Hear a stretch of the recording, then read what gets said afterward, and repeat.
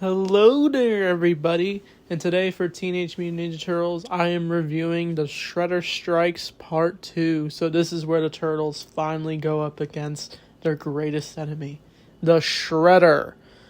This time, we even see him in full costume, full armor, like I said last week, and we even see him take off the helmet, and he even makes like a speech to the Turtles saying, "This will be the last thing you'll see. The time has come," or something. But once he puts that helmet back on, the Turtles are ready to fight. They pull out their weapons and they are ambushed by various foot soldiers, and the battle is going pretty wild until an explosion happens, causing the Turtles to get separated from Shredder, but he is willing to find wherever they are at, and so he sends the Foot Ninja to find where they could be. Mikey ends up with Donnie, Raph, and Leo are by themselves. But while this is all going on, Splinter decides to go investigate where the Turtles could be, as he told them to not go up to the surface, but he's going to confront the Shredder himself. And so the Turtles do their best to take out the Foot Ninja. I think Mikey ends up getting injured from the fall, and so Donnie and him end up sneaking into a small apartment, and a little boy notices them, and he ends up like screaming that there's giant turtles, and then like a mother comes in, not even believing them, and the Turtles end up getting out of there in the nick of time.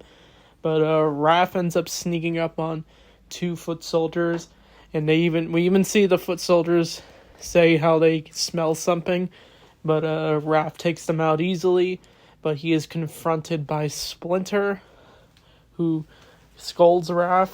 But while that's all going on, a mysterious ninja has entered the scene as he takes out various foot soldiers, and with the help of Leonardo, and the two are able to take down the foot soldiers, but he's keeping his cover a secret as he has been spying on the Turtles. I don't know if I mentioned it the last few reviews, but the Turtles are getting watched by a tribe of council members.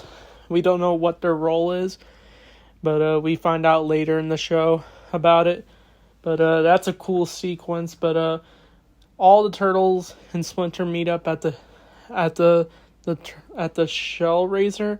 I'm sorry, I'm calling it Shell Raiser. I know it's the Turtle Van, but they decide to encounter Shredder again on the rooftop, and this time Splinter is going to help them out, and so the Turtles are able to take down the foot soldiers, but Splinter decides to confront Shredder himself, and he's ready to finally have closure for Hamato Yoshi, and the two fight, and Shredder thinks he's going to outwit Splinter, but he ends up knocking down a water tower that knocks down onto Shredder, and the Turtles think he's dead, but they flee the scene as they believe their greater enemy is finally put to rest.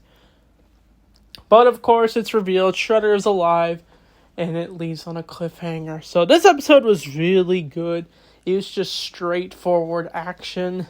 A lot of good line deliveries, even in this darker episode, for sure. It shows that the show can be really intense with Shredder, and he's just a badass. The menacing voice is really good.